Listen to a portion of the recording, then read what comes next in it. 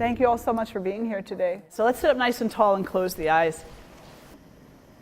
And with the eyes closed, take a nice breath in and a nice breath out.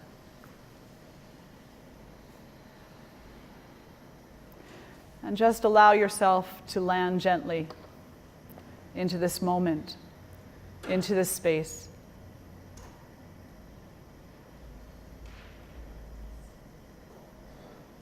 Notice that the breath is moving in and out of your body, and it's carrying life force. It's carrying potential.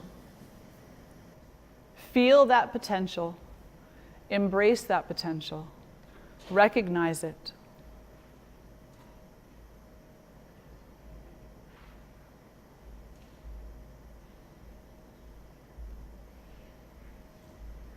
Notice where it goes in your body.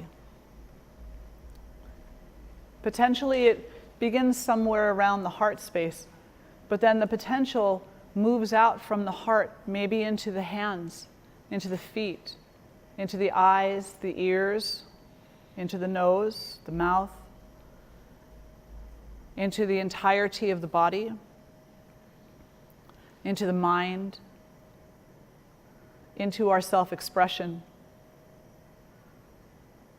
into the way we walk through the world, the way we conduct our relationships, into the experience of faith and into the experience of suffering, into the experience of fear and into the experience of freedom.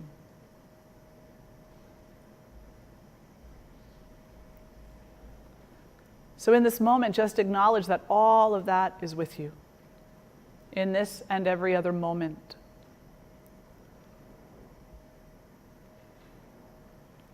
And then set a sankalpa, an intention,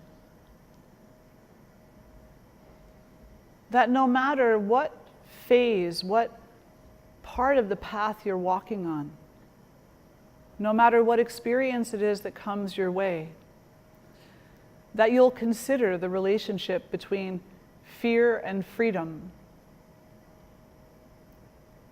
And that in that moment, no matter what you choose, you will choose knowingly. And that you will continue to work toward choosing what brings great freedom to your heart and great freedom to your mind.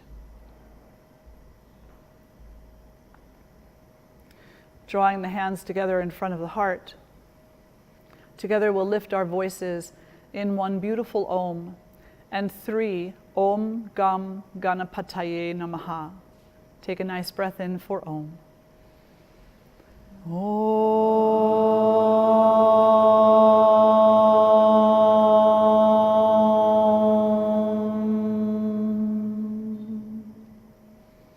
Om Gam Ganapataye Namaha. Om Gam Ganapataye Namaha. Om Gam Ganapataye Namaha.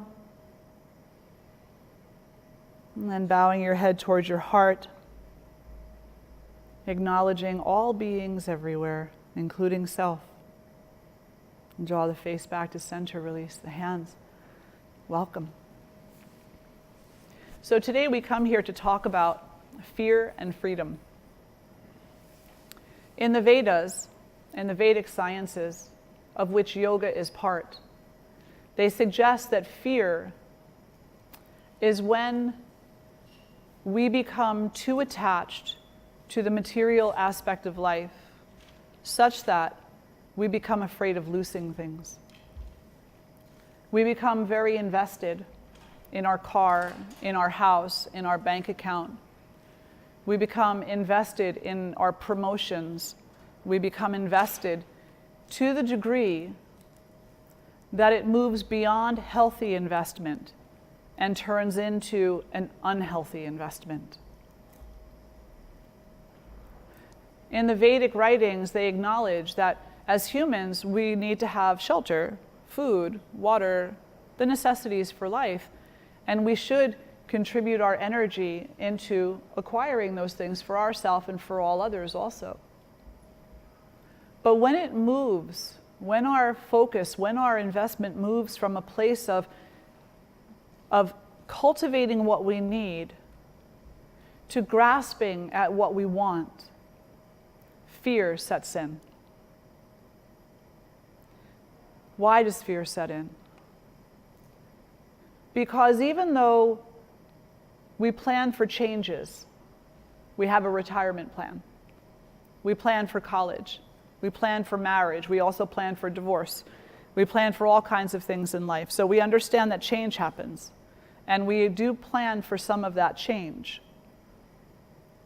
Still, we don't plan and we can't plan for the changes that are largely unknown to us. What's going to happen today? What's going to happen tomorrow? What's going to happen in the world around us? And that inability to plan for the future brings about a sense of fear. Because even when we plan for certain changes in life, like with our retirement plan, it's still not guaranteed. We do our very best. But still, even the things that we plan for, the outcome is out of our hands. And on some level, we know this. Maybe the bank goes under and we lose our investment. Or something else in life happens. And the thing that we were planning for gets turned on its head. There's a story that we always share as an example of that, where, one person works for a long period of time to save up enough money to buy a car. They have their eye on this really nice little red sports car, little convertible, weather's getting nice out, and they know that, on May 15th is the day they get that paycheck, they go down and they hand that money in, and they buy that car outright, and they're so excited. And once they get that car, they'll finally be happy. Things will be good. And they've invested so much into the story of the car. They've seen themselves driving down the highway on their way to the beach, music blaring, bopping a little bit to a really great song. The day comes, they go down, they put the money on the table, they get the keys to the car, they get into the car, they drive off the lot, and they get into an accident. Where's their happiness? Invested in the car that is highly transient in nature, that is not permanent in any way, shape, or form. Now what will they do? They'll suffer as a result.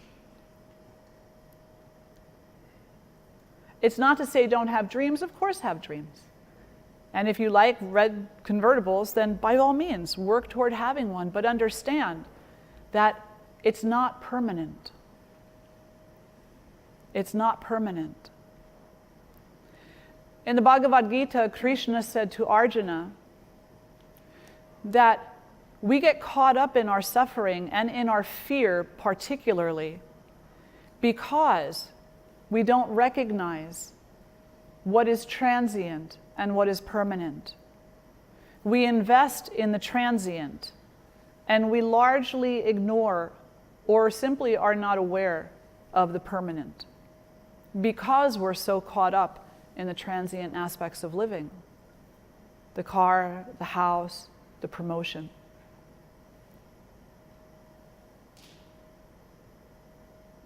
Fear takes hold because we want life to be a certain way. We just want to be happy. And we're afraid that we won't be, that we'll be let down somehow. And that causes us great suffering. On some level, we know what's transient. On some level, we know, that if we go out driving on a night like last night, there's a possibility that, we may have an issue on the road with our car, and then life will change. And we don't have an alternate plan for our happiness. The car is there, the house is there, the promotion might be there. But what if none of those things turn out? What if none of those things turn out to be the key to your happiness? Where will you look then? What will you look for? And how will you recognize it? Well, I'll just work harder and get another car. I'll go back to school and get another career. I'll go on a singles dating site and get another husband or wife or partner. And then the cycle continues over and over and over again. Because still, we're looking for our happiness in the things that are transient, and the fact that they're transient causes us great fear of losing, of not realizing the full potential.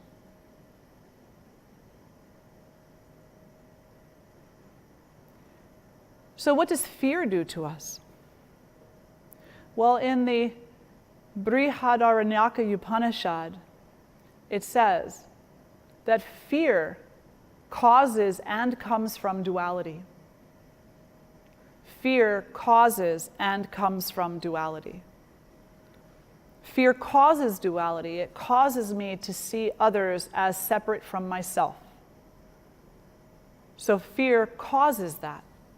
We're afraid of people who aren't like us, who don't live near us, who have different cultural customs than we do, who speak louder or softer than we do, who carry a different energy pattern than we do, who laugh differently than we do, who love differently than we do. Fear sets in because we see them as different from ourselves. So fear causes this experience of duality, of seeing things as separate that are really at the very spiritual base not at all separate, flowing from the same cosmic consciousness, flowing from the same breath that moves through all things everywhere.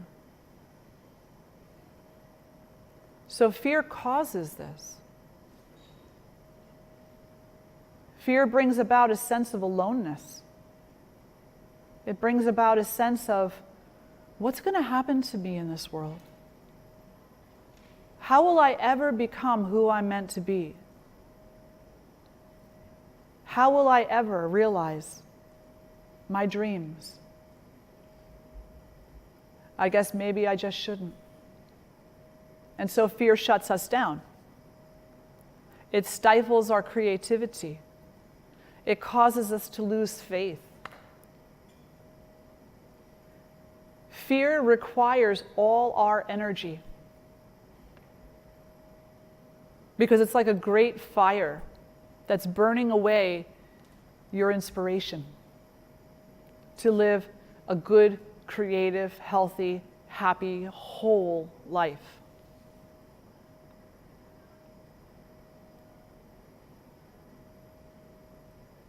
What's the solution to fear?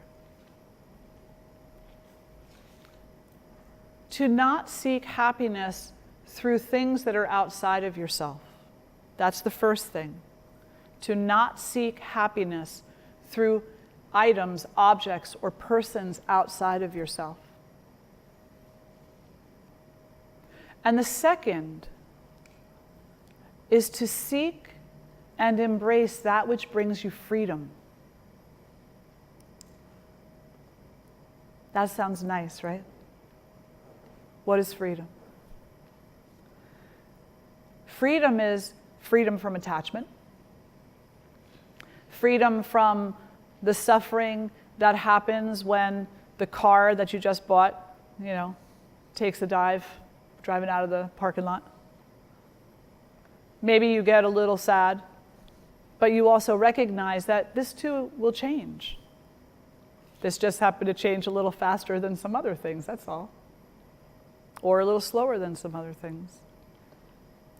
So we stop looking outside of ourselves We stop depending upon the transient things for our happiness. And instead,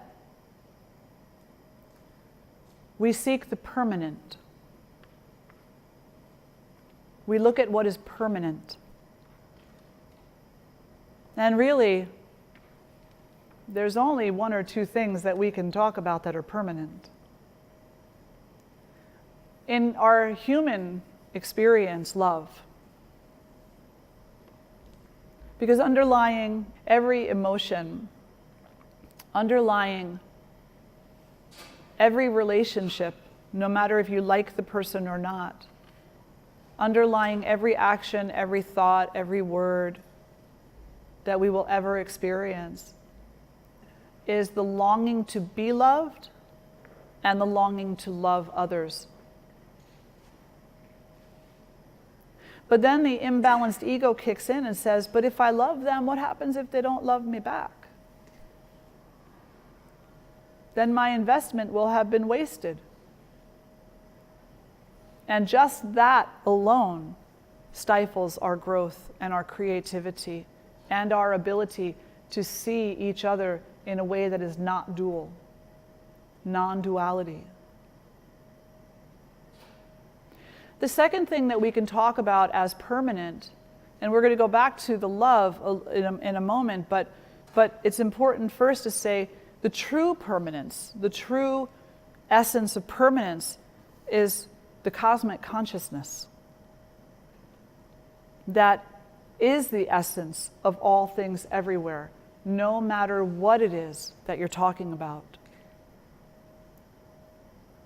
You know, we breathe in because the trees breathe out. We breathe out and the trees breathe in. There is one breath that moves through this world and through this universe, just one, and we're all sharing it. Just one breath. That's not dual. That right there shows, it indicates that we are so very reliant upon each other for our wellness, for an understanding of what the power of community is, what the power of consciousness is, what the power of peace is. That if we come together as a community, realizing that we are so much more the same than we will ever be different, then it frees our hearts and it frees our minds from the fear that kept us separated for so long. Now, I'm not saying go home and throw your arms around the person who you feel hurt you. It might not be a bad idea in certain instances, but that's not what I'm suggesting. What I'm saying is recognize their suffering. Recognize that all actions without exception, come from either a place of fear or a place of freedom. There is no in between. Fear manifests when we see each other as different, separate from each other. Bless you. Freedom comes when we see each other as one. And not just human each others, but non-human beings also, and trees and grass and flowers, and birds and fish, and stars and suns and planets. When all of these things in our mind is seen in unity with each other, in a beautiful symbiotic relationship, fear leaves and freedom is present. And what can we do with freedom? We can love wholly, completely, without fear. What does that look like? It's something very special. And you've all most likely had moments of it in your life. The moms with the children, the husbands and the wives and the wives, the husbands and the husbands, the good friends. You've all had moments of solidarity. Solidarity that is built upon freedom is solidarity that will continue. Solidarity that is built upon fear will not last long.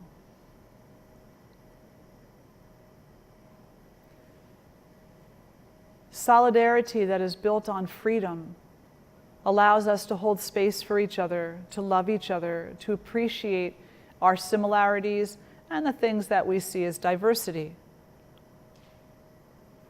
We begin to recognize resiliency rather than blaming people and calling people failures. We begin to recognize that everyone in our community is doing the best they can with the tools they believe they have. And it doesn't really matter if you think, well, they have other tools too. If they don't see those tools because they're afraid, then it doesn't matter. Because they're afraid, and the first thing they need to do is work on the fear so that they can have enough freedom to see a bigger picture. A bigger picture that includes more love, more acceptance, more peace, more faith, unity. I had a student one time who came and said, "Why do you always talk about peace and love? Were you a hippie in the 60s? So I was a little baby in the 60s. But I should have been born in the 50s, so I could have been a hippie in the 60s. I would have fit right in, totally. But the reality is that I talk about peace and love and compassion because they're the only qualities that can counter fear, hate, and ignorance.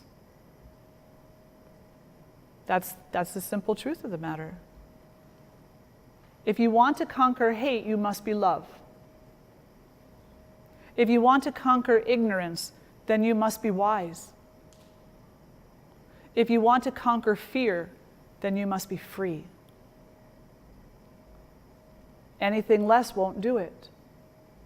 Anything less will bring moments of perceived freedom that will pass too. Because this too shall pass. Is it possible to experience absolute freedom? Absolutely. The great teachers all say yes, it is. It is possible to live a life that is absolutely free of fear. But first we have to be willing to put the fear down, to stop relying on it like a crutch, to see it for what it is, to honor it because it has served a purpose. It has brought us to this moment. It has been part of a path, the path of your awakening, the path of my awakening. It's relevant. It's not something to be tossed into the garbage or out the window. It's not something to be avoided or shunned. It's something to be awakened into its opposite, which is freedom.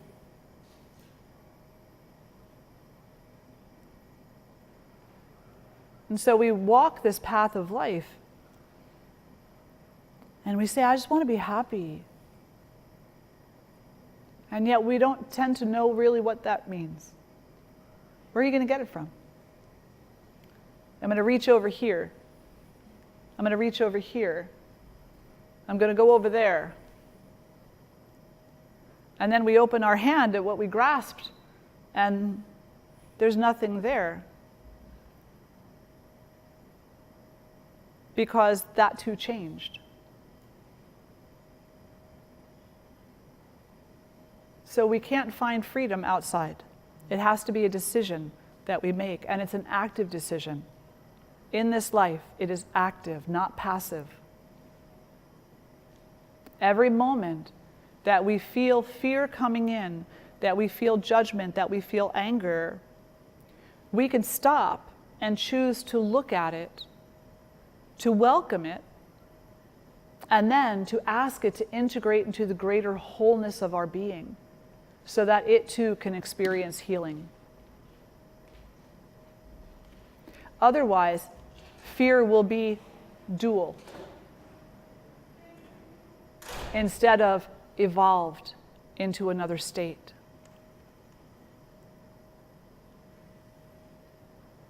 When we come to the point of freedom, we come to the point of being able to love fully and wholly, being able to hold space for others and for ourselves. We stop judging critically. Of course, we're still going to have judgments. We're going to be like, I really don't like spinach, I really like chocolate. You know, that's going to be present because we're human and we have this tendency. But we won't make critical judgments about others in order to bolster ourselves. Instead, we'll see the beautiful strength and resiliency that we both have, that we share. We'll recognize the qualities of the things that bring us closer together, not what takes us further apart.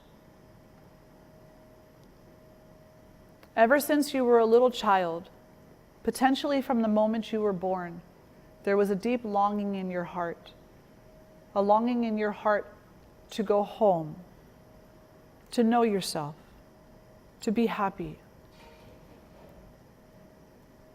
The more you study what you are afraid of, acknowledge its presence, invite it to change, invite the change. Don't be afraid of it, invite the change. The more freedom you experience, and the closer to home you move, the closer to home you become, the closer to you. And then suddenly something amazing happens along this journey. And I don't know exactly when it happens, it's different for everybody. But suddenly one morning you wake up and you look outside the window and you see that there is so much stark beauty, not only in the blue sky, but also in the stormy clouds. Not only on the perfect 78-degree spring day when everything is blossoming, but also on the 26-degree frigidly cold winter day. Not only in the people that you're comfortable with, who you feel know you, but also in the people who you don't know, who have so much to share with you, so many stories, so much life, and so much love. If you had the opportunity to speak with 10 people from around the world who you never knew, never met before, from cultures and places that you have no idea about, just think for a moment how much wiser you would be. But instead we say, no, those North Koreans are bad. No, those other people are bad. No, those other people are too different. No, they're a threat. I'm afraid of them. Let's go beat them up. Right? It's not the answer. It's not. Violence only begets violence. Violence will never bring peace. Never. Never. The only thing that will bring peace, the only thing that will bring peace is unity and love within that unity and acceptance within that unity and freedom, which is the unity.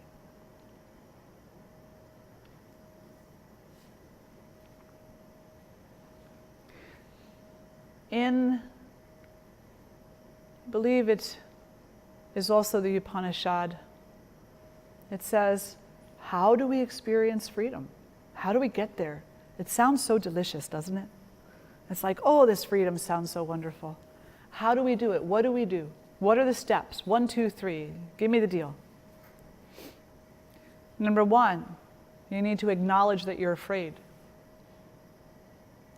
If you don't acknowledge that you're afraid, then you will never address the fear. You'll just keep holding it inside of yourself, where it will continue to grow.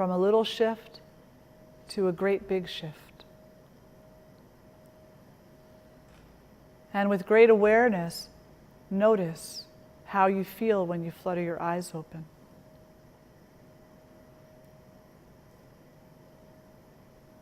Do you feel that? Was it there for you? Even just a little, or maybe a lot. The eyes got heavy. The heart slowed down. The breath got deeper. And the body starts to relax. Who felt that? Raise your hand. To some degree. Yeah. And if you didn't, it's okay. Because if you continue, you will. You will. It's guaranteed that eventually it will come to you.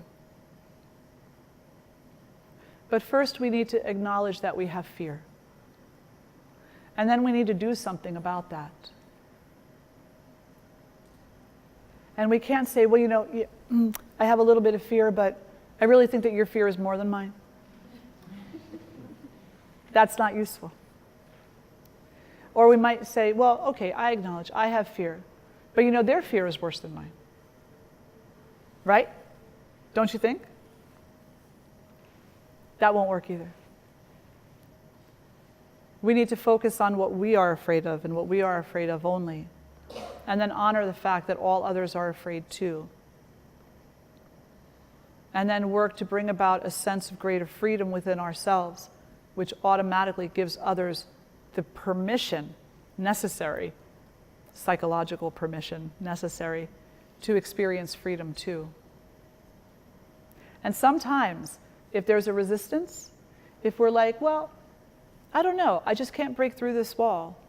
Like I know that there's got to be fear there, but I can't put my finger on it, or I can't, I don't know what it is, you know, or I know there's freedom there, but I don't know what it is. Sometimes you have to give yourself verbal permission.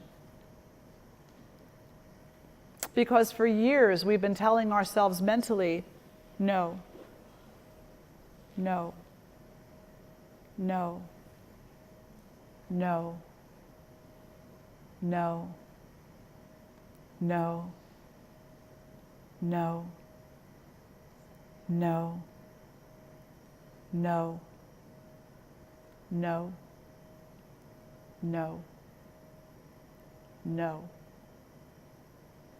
So to start to say yes, yes, yes, yes, yes, yes, yes, yes, yes, is a hard transition to make. But some of you, when I started saying no, started doing this. Right? And you know who you are. Your face changed. Your tension changed. Because you know that that word is based in fear. And then when I started saying yes, you started smiling. Your face lightened up.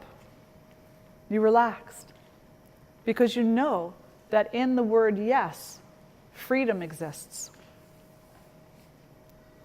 It doesn't mean that you're saying yes to things, you know, that are unreasonable. What it means is that you're saying yes to freedom. You're saying yes to goodness. You're saying yes to love. You're saying yes to unity. Yes to non-duality. Yes to self-realization. Yes to awakening. You're saying yes to all that is amazing and wonderful. And by saying yes to those things, you don't have to worry about the others. It's a non-issue. But we are human, and it is a process, and it doesn't happen quickly for anybody. Any questions or thoughts? Yes, Kel. So without exception, none. I'm not sure how you said it, but every thought, every action, is either coming from fear or freedom. Correct. Without exception. 100%. Imagine what you can do understanding that, right? You can stop every time that you start to get carried away with something, and you can say, are these thoughts coming from fear or freedom? And if they're coming from freedom, great. Not the kind of freedom that's like fist pumping. I'm free. You're not. Not that kind of freedom. But the freedom that unifies us. The highest freedom. If they're coming from fear, then all you need to do is acknowledge it, and you become a little more free. Then you can follow that acknowledgement with action. Action to choose to look at it a little differently, to speak a little differently, to walk a little differently, to imagine a little differently. There's a great book called The Great Imagination, and it's about the Vedantic perspective of being alive. And some of you may have heard this said elsewhere, that in Advaita Vedanta, which is one of the schools of wisdom, one of the spiritual schools from India, they say, our problem is not the body, and the problem is really not the mind either. The problem is that we're asleep. The problem is that we are confused. We think the unreal is real, and therefore we don't seek what is real. And all we have to do is wake up. That's all we have to do. Wake up. Wake up. That's it. They should have followed that with, but it's going to take a really long time. Keep hitting that snooze button. Yeah. But the beautiful thing is that the more we realize it, the more we look at it, the more we study it, the more we acknowledge it, the freer we become on a multitude of levels. Yeah. Yes? No? Okay. Unless you're Eckhart Tolle. Unless what? You're Eckhart Tolle. Well, unless you're Eckhart Tolle. Yeah, then you Yeah. woke up instantly. It's not that that doesn't happen. Of course it can happen to people. Anything is possible. It's not up to us to say no, right? We all know how that makes us feel. It makes us cringe. So if Eckhart Tolle had an awakening, I'm happy for him. Absolutely. And it doesn't really matter if we think he did or we think he didn't. What matters is how we're investing our time and energy into our awakening. He writes beautiful books, and he can write 10,000 beautiful books. Those books are great reading. But what will you do with the wisdom he offers? Will you embody it? Will you grow with it? Will you change with it? That's the gift he gives the world. Yeah, that's the gift he gives the world, is that he invites the world to join him where he perceives himself to be. He doesn't say, or at least I don't think he says, I'm here, you're there. You stay there. I'll be here. He writes books so that we can all join him. He goes out and does speaking engagements so that we can all join him. Dalai Lama does the same thing. Thich Nhat Hanh does the same thing. All of the great saints and sages did the same thing. They didn't keep you separated from them. They invited you to come, to gather, to know yourself, to be free. Yeah. Any other questions? Any other comments? Did you find it useful, the conversation today? Yeah? What will you do? How will you walk out of here today? With more freedom in your heart? A little bit more inspiration to seek that within yourself? and not in the material world so much. And maybe be kind to others, because you know that they're fighting a battle too. And it's a battle that takes a long time for most to win. But if we walk together hand in hand, the journey will be so much more healing, so much more. So let's sit tall, close the eyes. Draw the hands together in front of the heart. Take a moment to breathe in and breathe out. Know yourself as the essence of freedom. Know yourself as the essence of unity. Know yourself as the essence of love. And together we'll chant one beautiful Om and one All Beings mantra. Take a nice breath in.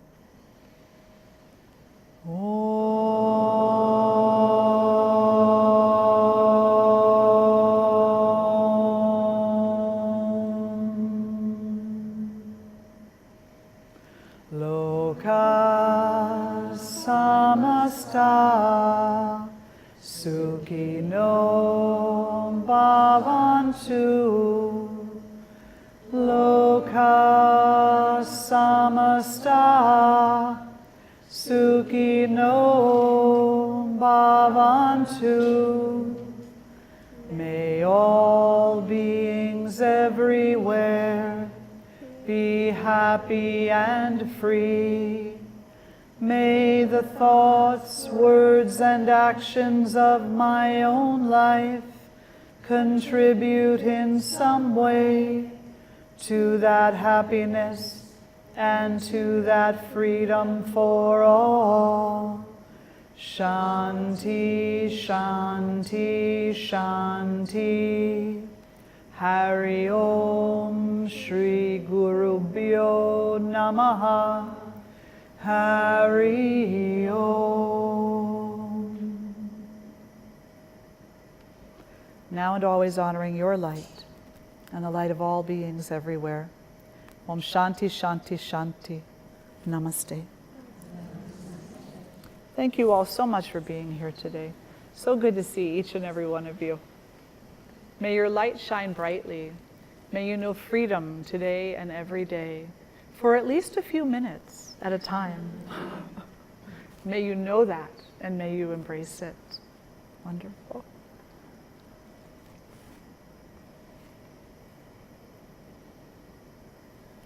Have a beautiful day.